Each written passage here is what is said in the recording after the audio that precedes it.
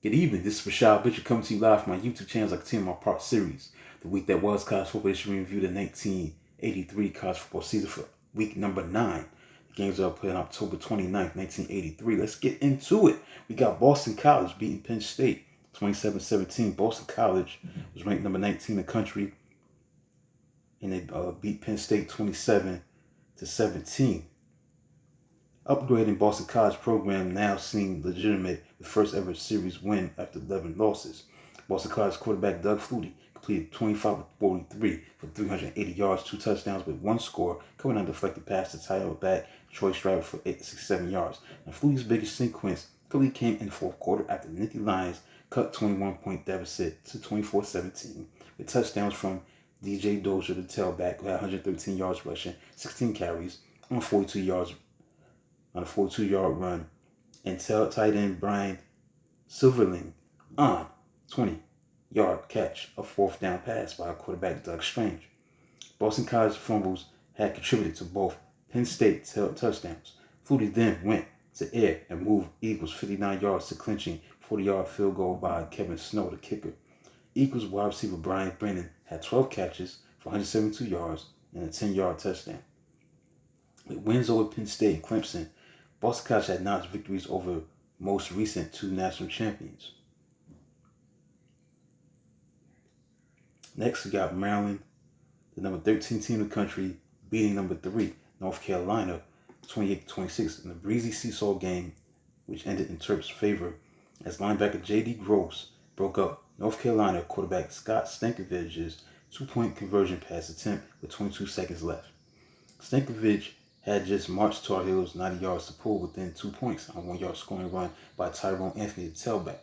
Maryland had taken a 10-0 lead with win at backs in the first quarter, but saw Tar Heels reel off 17 straight points with second quarter win advantage.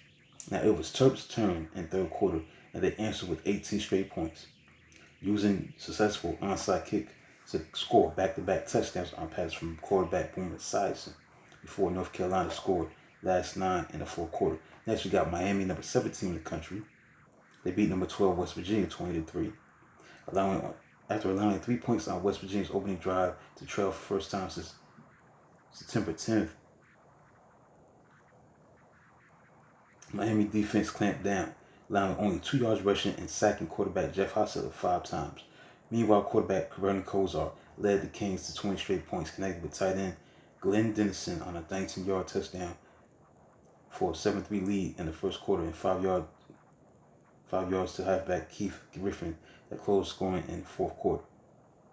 Hostetler threw for 166 yards for Mountaineers before being pulled in the fourth quarter for his own protection. Next, we had Auburn, number 14 in the country, beating Florida. Now, this is a big matchup. This is a bad matchup with 2 top 5 teams. Number 4, Auburn, against number 5, Florida, where Auburn, the number 4 team in the country, beat number 5, Auburn, 28-21. Now, riding rushing attack that scored 3 touchdowns, including a 55-yard run by Bo Jackson, who had 16 carries for 196 yards. Tigers held a 21-7 lead at halftime. Quarterback Wayne Peace then lead Gators on drive that reached 8-yard line before handing off to tight end Neil Anderson, who was stripped before reaching the end zone with ball rule touchback. On next play, George Jackson went 80 yards for clinching score for Tigers squad that churned up 316 yards on the ground. Florida, meanwhile, rallied in the fourth quarter with 2 touchdowns before running out of time. Peace threw 2 touchdowns, including 41-yard hookup with wide receiver Ricky Nattil in second quarter, while wide receiver Dwayne Dixon was favorite target with 9 catches for 123 yards and a touchdown. Next, we got Illinois, number 9 team in the country, beating Michigan, number 18 in the country, Michigan being defeated by number 9 Illinois, 16-6. Engineering first win over Michigan in Champaign since 1957. Quarterback Jack Trudeau put Illinois in driver's seat for first Rose Bowl appearance since 1963 after opening 38-yard field goal by kicker Michigan Bob Bergeron. Illinois took lead at the tip. Michigan punt gave them ball at Wolverines' 49-yard line. From there, Trudeau moved Chargers to lead. They would not relinquish on 9-yard touchdown pass to fullback Thomas Brooks, after another Bergeron field goal, which capped final Wolverines' thrust. Teams fought for every yard until first play of the fourth quarter, when Trudeau threw a 46-yard touchdown pass to wide receiver David Williams, who had 6 catches for 127 yards receiving. And finally got UCLA beating number 11 Washington 27-24. UCLA quarterback Rick Neuheisel, who had a great game, 25 of 27 for 287 yards and a touchdown, had to be nearly perfect to beat the Huskies, and nearly perfect he was. Neuheisel, future head coach at Washington, completed the last 17 attempts to lead a pair of fourth-quarter drives that Bruins tailback Frank Cephus capped with touchdown runs. Safety Don Road Rogers preserved win with first interception of quarterback Steve Pelluer, and Huskies quarterback last 137 pass attempts. Now, tailback Kevin Nelson rushed for 146 yards.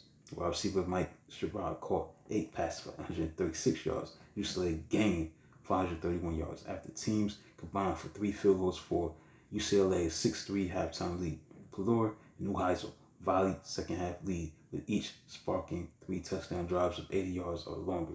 Most spectacular was Washington's swift 99-yard trip that ended with Pelluer's pass to wide receiver Danny Green near midfield that Green took for a 70-yard touchdown. Neuheisel set record for percentage, 92.6, breaking mark set by Stanford Dick Norman, who hit 34, 39, 87.2% versus California back in 1959. This day saw many coincidences. Homer Smith, Neuheisel's offensive coordinator at UCLA, had Coach Norman, who was in attendance for this thriller at Rose Bowl Stadium. So that concludes a look at Week 9, the games that were played on October 29th, 1983. Week 9, October 29th, 1983, Week 9. College football history review of the 1983 college football season, the week that was. Now let's get into the October 31st AP poll. They had number 20, Washington. Number 19, Alabama. 18, Notre Dame. 17, West Virginia. Boston College. 16, 15, Iowa. 14, Iowa State. 13, Michigan. 12, Brigham Young. 11, Oklahoma. 10, North Carolina. 9, Florida. Southern Methodist. 8, 7, Maryland.